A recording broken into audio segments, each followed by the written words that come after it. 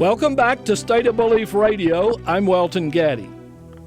Jimmy Creech has done passionate work for an inclusive United Methodist Church that didn't begin with officiating at that same-sex union in 1998 that cost him his status as a minister, and it certainly didn't end with that event either, not by a long shot. As co-founder of the organization Faith in America, Jimmy has continued his activism, traveling the country and speaking about the urgency of excluding no one from the message of a loving and welcoming God. After years of seeming intransigence on the issue of recognizing same-sex couples, the United Methodist Church has just seen one bishop take a decisive step in a positive direction, and the one person I wanted to talk to immediately was Jimmy Creech, and thankfully, he found time to be with us today. Jimmy, welcome back to State of Belief Radio. Thank you, Weldon. It's wonderful to be back with you. For listeners who may not have heard about Bishop Martin McLee's action, I wish you would just summarize what the excitement about it is. Well, the Reverend Dr. Thomas Ogletree celebrated a wedding for his son and his son's spouse. It's a same-gender wedding back in the fall of last year. And charges were brought against Dr. Ogletree. And there was actually a trial scheduled for earlier this year. Bishop Ives was the presiding bishop presiding for the trial, and he decided to postpone the trial, and with the hope that there could be what is called in our tradition a just resolution between the church and Dr. Ogletree, rather than there being a trial. This week it was announced that a just resolution had been reached between the church, the United Methodist Church, and Dr. Ogletree, and so there would be no trial. And following that was the announcement by Dr. Ogletree's bishop, Bishop Martin McLee, that he would, from now on, not put clergy on trial for conducting same-gender weddings, even though there is a law within the United Methodist Church prohibiting clergy from doing so.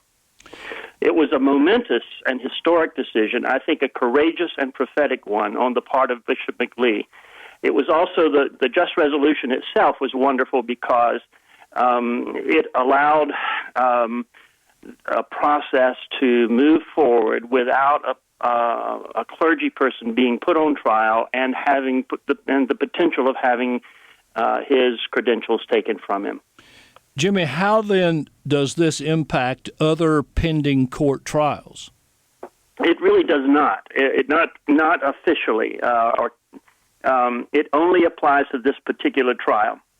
As far as I'm aware, there are no outstanding charges against other clergy for conducting same-gender weddings. Now, there may be a process, or there may be something in the process where a charge might be brought, but at this point, I don't think there's an outstanding charge. So it doesn't impact any judicial process that's in place. There are clergy who have conducted very publicly same-gender weddings and are likely to have charges brought against them. But those clergy are in other annual conferences around the country, and the bishops who preside over those annual conferences may not follow Bishop McLee's example. Yeah, that's what I was going to ask you, actually, whether or not there's any inevitability that other bishops will follow Bishop McLee, or whether in some instances it will harden someone else's attitude and they'll say, well, we're sure going to keep doing this. Well, I think that's accurate, actually. I think the Council of Bishops within the United Methodist Church are divided on whether they are supportive of clergy who conduct same-gender marriages or not. And so I think there are a number of bishops who are really becoming emboldened to take a stand against putting clergy on trial. And so there will be some who will very strongly support Bishop McLee. Yes. There will be others who strongly disagree. And in the southeastern part of the United States, there's a strong opposition to same-gender marriage and to really including same-gender loving people. In the Northeast and on the West Coast, there's a much greater openness to including same-gender loving people, and so there is a regional factor here. You would be interested to know, if you didn't hear it last week on State of Belief Radio, I interviewed Bishop Minerva Carcano in Los Angeles. Wonderful. She's invited the Reverend Frank Schaefer out for a visit, who was convicted in Pennsylvania, to come to California. It was a wonderful interview, and I mean, why can't you reproduce her a whole bunch of times? If we could, I would certainly do whatever I could to do that. But there are some others. She is one. There are some others who are beginning to take a strong stand. I think that there are bishops who recognize that a great deal of harm is being done to lesbian, gay, bisexual, and transgender people by the policies and actions of the United Methodist Church, particularly when pastors are put on trial for affirming and supporting the loving relationships of same-gender couples. And these bishops are no longer going to sort of stay hidden in the closet of the council.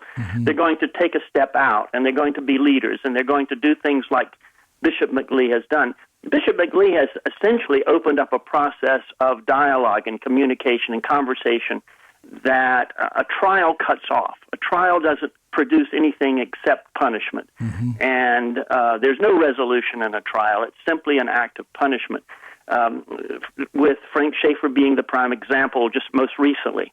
Right. And so I hope that Bishop McLee's example will lead others who are not perhaps, ready to step out and take a stand against the policies of the church, but are willing to be in dialogue. I hope that there are some bishops who will follow that example.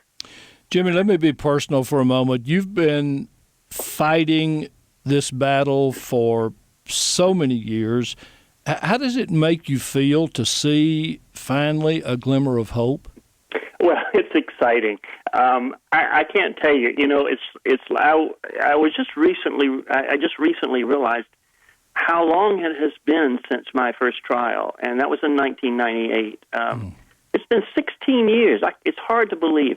And what I sometimes think, why has it taken so long for someone to take the position that Bishop McLee has taken? Why has it? I mean, the rule against clergy for conducting same-gender weddings is no more wrong today than it was when it was passed in 1996. It's always been wrong. It's always been a harmful and destructive law. Why has it taken so long? On the other hand, I celebrate the fact that finally it's happening. And I think it's happening now because we have, I think 17 states now where marriage equality is either provided or recognized. And same-gender couples are stepping forward, and they are very publicly wanting to, join themselves together in marriage, and they want to do it in the context of their faith and their religious community. And clergy can no longer say, I just can't do a union ceremony for you. This is something else. This is a legal marriage, legal recognition, a legal commitment. And clergy are, I think, being moved now to say, this is a part of what I'm called to do. This is a part of my ministry. Yeah. And they can't turn their back on it any longer. And I think the bishops are beginning to recognize that. And the bishops themselves, like Bishop Talbert, who has conducted a same-gender, actually, union. It was not a legal marriage, but a same-gender union, which I considered equivalent to a legal marriage. But he stepped out and he took that leadership. I think the time has changed, the context has changed, and the reason it has is because of the courage of lesbian, gay, bisexual, and transgender people who've been willing to let their families, their friends, their colleagues, their church members know who they are and understand the integrity and dignity of the life they live together as singles and in married and committed couples.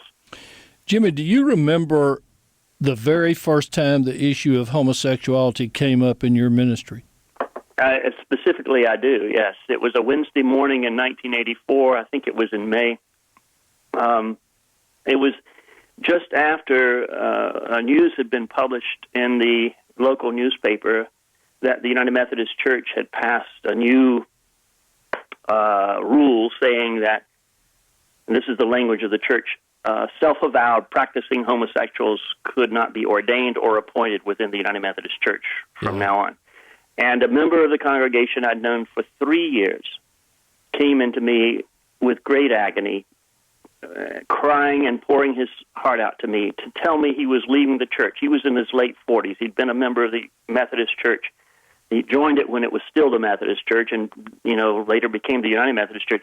He had been a member all of his life, and he was leaving. And he came out to me at that point. He was the first person who ever self-identified as gay to me and began to tell me what it was like to be gay in the church and in society, and how harmful and painful it was to be told by his church that he, because of whom he loves, was less moral, less human, had less integrity and dignity than those,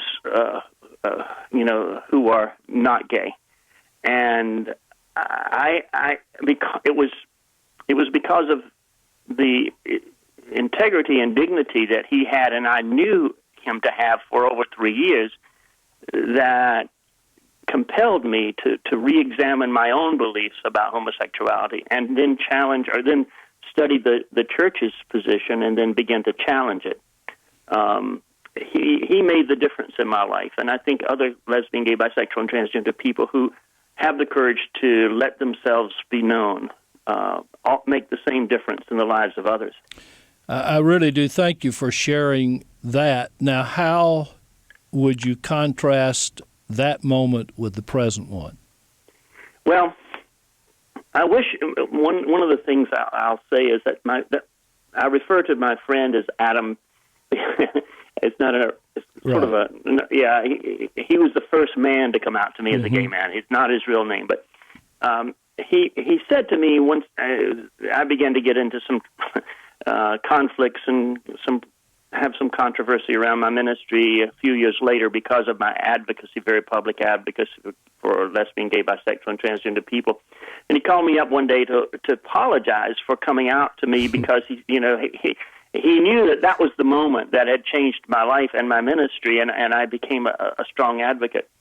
And he pledged to me that when he could retire, he was a professional person, educator, he could not come out publicly. He said, when I retire, I'm going to become a gay rights advocate because I want to make this world better and safer for my sisters and brothers who are lesbian and gay.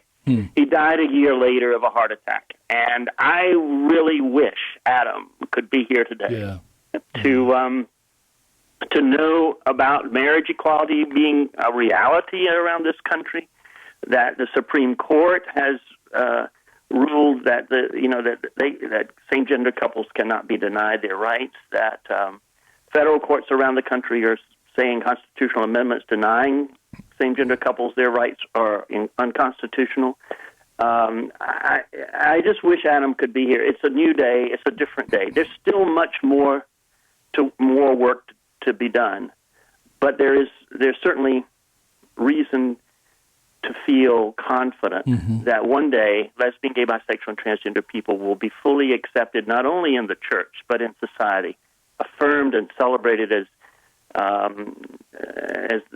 the people of integrity and dignity that they are.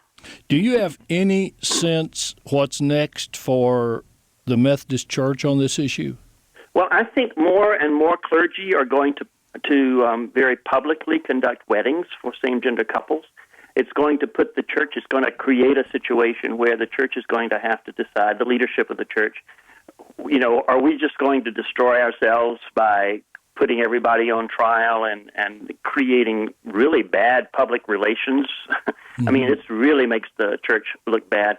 Or are we going to recognize that there are differences of opinion and that people of conscience have to act on their conscience? They cannot be coerced by fear and the threat of trials.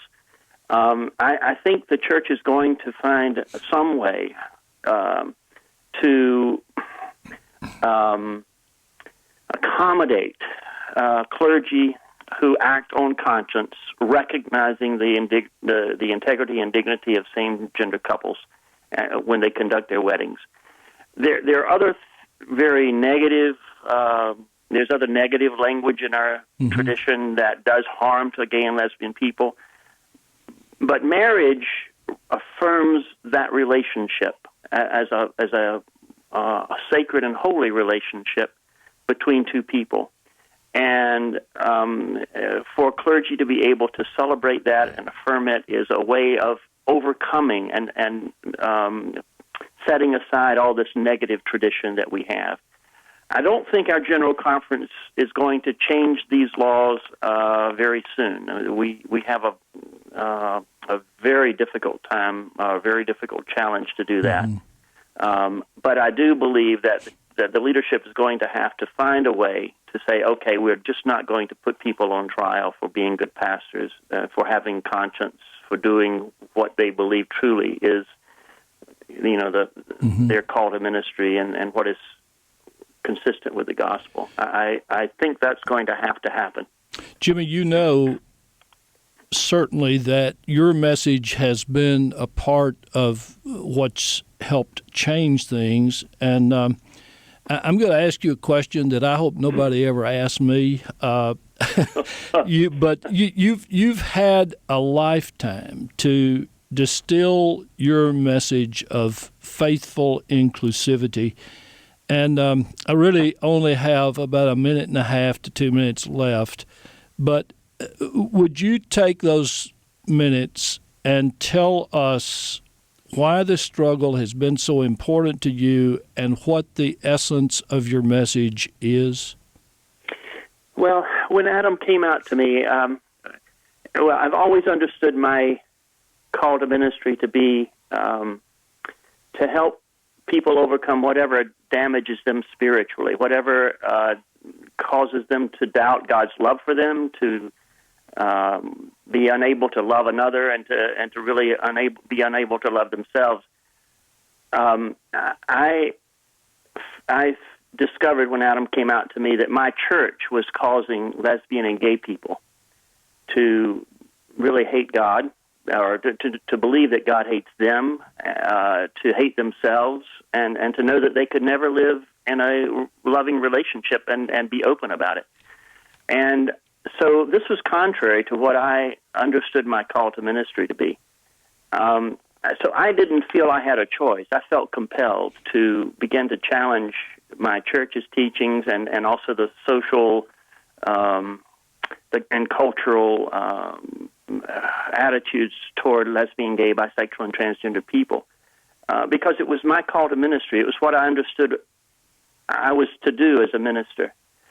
It was to help lesbian, gay, bisexual, and transgender people know that they are loved by God, that they should love themselves and hold themselves in high esteem, and they they have the freedom, and not only the freedom but the gift to be able to love another and to live in a committed relationship if they find someone and so choose to do that.